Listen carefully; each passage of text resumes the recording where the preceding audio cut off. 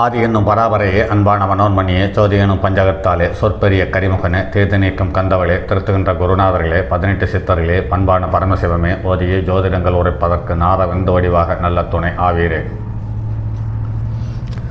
உலகில் உள்ள தமிழ் பேசும் அனைத்து நாள் உள்ளங்களுக்கும் மற்றும் ஜோதிட சார்ந்தவர்களுக்கும் மூத்தவர்களுக்கும் ஆர்வலர்களுக்கும் மற்றும் இந்த காணொலியை காணும் உங்களுக்கும் ஆஸ்வராஜின் இனிய நல்வணக்கங்கள். ஜோதிடம் ஆயக்கலைகள் 64இல் 8வது கலை என்று அடையாளம் காணப்பட்டிருக்கிறது. இந்த கலையின் மூலம் இந்த உலகில் உள்ள ஏன் இந்த பிரபஞ்சத்தில் உள்ள அனைத்து விஷயங்கள் பற்றியும் அழகாகவும் தெல்ல தெளிவாகவும் அடையாளம் காட்டிவிட முடியும் என்பதற்கு நிறைய சான்றுகள் இருக்கிறது. நிறைய அடையாளங்கள் இருக்கிறது, நிறைய தகவல்கள் இருக்கிறது. அப்படி சொல்ல முடியவில்லை என்று பார்க்கும் பொழுது அதற்கு ஒரு காரணம் மட்டுமாகவே இருக்கிறது. ஏன் நமக்கு போதிய அனுபவம் இல்லை என்ற ஒற்றை வார்த்தையில் அதற்கான விடை கிடைத்து விடுகிறது.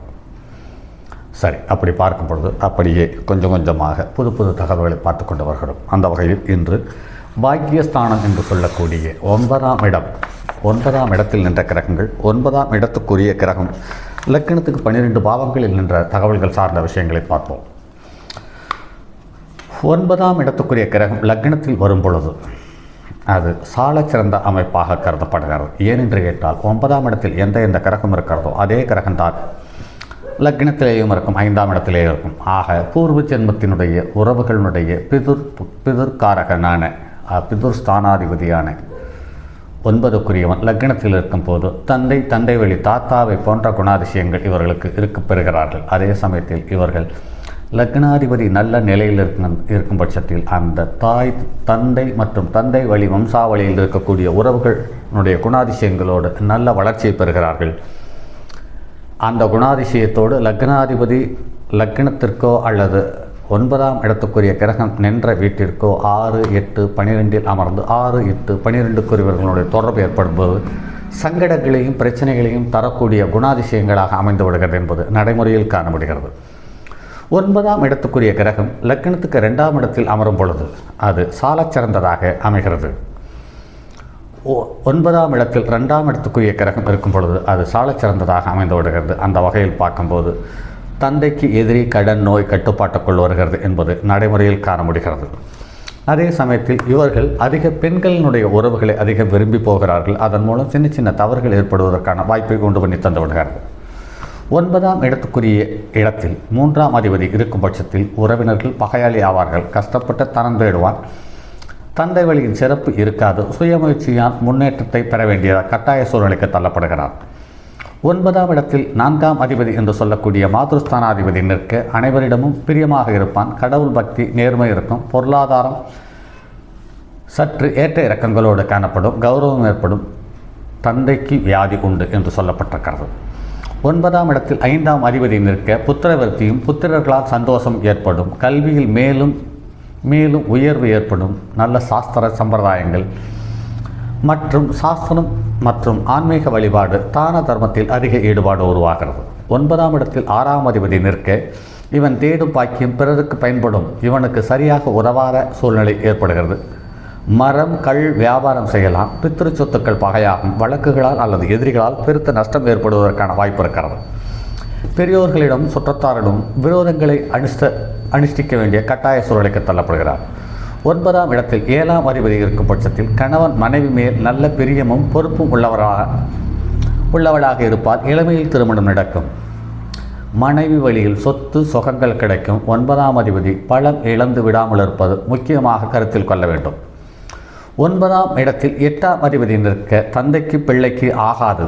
தப்பனுக்கு கண்டமோ பீடையோ ஏற்படும். தந்தை வழி சொத்துக்கள் அழிந்துவிடும். கைவந்து சேராது. நெருங்கிய உறவினர்கள் விரோதியாக ஆவார்கள். மேலும் உறவுகளை பிரிந்து வாழக்கூடிய சூழ்நிலை உருவாகிறது. 9ஆம் இடத்துக்குரிய கிரகம் 9ஆம் இடத்தில் இருக்கும் பொழுது கார கோப பாபநாஸ்தி என்று சொல்லப்படக்கூடிய விஷயத்தில் அந்த தந்தை ஸ்தானம் கெட்டுவிடுகிறது. ஆனால் தாயினுடைய நோயும் அதிகமாகிறது. தாய்க்கு புது புது விஷயங்களிலிருந்து கடனும் சங்கடமும் உருவாவதற்கான வாய்ப்பை தந்து விடுகிறது. அதே சமயத்தில் இந்த 9ஆம் இடத்தில் 9க்குரியவன் நின்று 1, 5க்குரியவனுடைய தொடர்பு ஏற்படும் காலத்தில் அவருக்கு அதனுடைய தசாபுத்தி காலத்தில் மிகப்பெரிய உயரத்துக்கு சென்று விடுகிறார்கள் என்பது நடைமுறையில் பார்க்க முடிகிறது. 9ஆம் இடத்துக்குரிய அதிபதி 10ஆம் இடத்தில் இருக்க பெரிய மனிதர்களுடைய தொடர்பு ஏற்படுவதற்கான வாய்ப்பு இருக்கிறது. நல்ல செல்வ செழிப்பும் அனைத்து செல்வங்களும் உயர்ந்த உறவுகளும் மற்றும் உயர்ந்த நிலையில் இருக்கக்கூடிய சந்தர்ப்ப சூழ்நிலையை உண்டு பண்ணி அதற்கான வாய்ப்புகளை தேடும் வண்ணம் அமைந்து விடுகிறது அல்லது அந்த வாய்ப்புகள் இவர்களை தேடி வருகிறது என்பதை நடைமுறையில் காண முடிகிறது. 9ஆம் இடத்தில் 11ஆம் அதிபதி நிற்க வெளிநாடு சென்று சம்பாதிப்பதற்கு அதிக வாய்ப்பை பெறுகிறார்.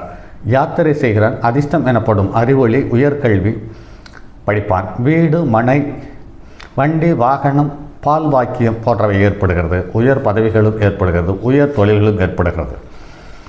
9ஆம் இடத்துக்குரிய அதிபதி 12ஆம் இடத்தில் இருந்தால் பொருள் விரயம் ஏற்படும். சுயநலம் மேலோங்கும். வெளியிட வாசம் ஏற்படும். நேர்மையின்மையை இவருக்கு பெரியவர்களிடத்தில் பெரிய பொல்லாப்பை உண்டு பண்ணி தந்து விடுகிறது. 9ஆம் அதிபதியுடன் மற்ற கிரகங்களுடைய சேர்க்கை சார்ந்த தகவல்கள் என்று பார்க்கும் பொழுது 9ஆம் இடத்துக்குரியவுடன் 4ஆம் அதிபதி சேர 4, 9 சேர்ந்து நின்றாலும் பரிவர்த்தனையாகின்றாலும் வீடு வாகனம் பட்டப்படிப்பில் உயர்கல்வி ஏற்படும். 4ஆம் இடம் கேந்திரஸ்தானம். 9ஆம் இடம் திரிகோணஸ்தானம். ஒரு கேந்திராதிபதியும் ஒரு கோணாதிபதியும் சேருவதால் மிகப்பெரிய யோகத்தை அள்ளி தந்து விடுகிறது என்பதை கருத்தில் கொள்ள வேண்டியதாக இருக்கிறது. இது நடைமுறையில் ஒத்துப்போகிறது.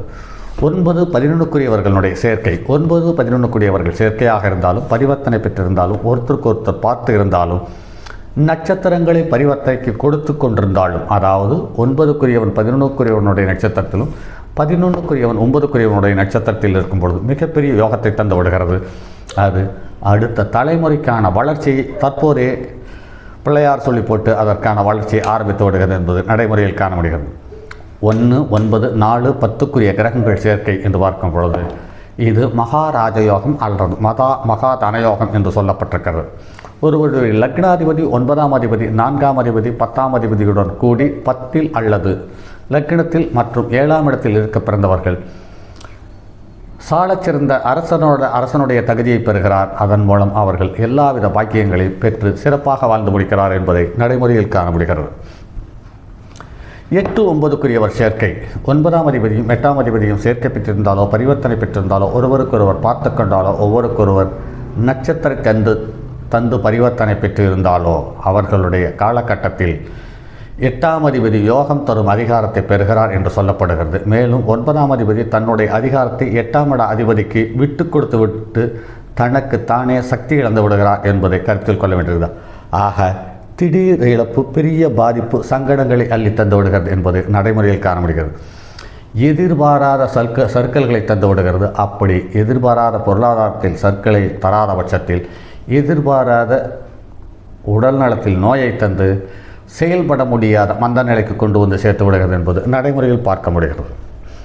9, 5 சேர்க்கை என்று பார்க்கும் பொழுது ஒரு திரிகோணாதிபதி மற்றும் ஒரு திரிகோணாதிபதியினுடைய தொடர்பு ஏற்படும் பொழுது ஆகச்சிறந்த யோகமாக அமைந்து விடுகிறது. இது பெரிய செல்வத்தை தருவதில்லை, ஆனால் அசைக்க முடியாத பேரும் புகழையும் அள்ளி தந்து விடுகிறது என்பது நடைமுறையில் காண முடிகிறது.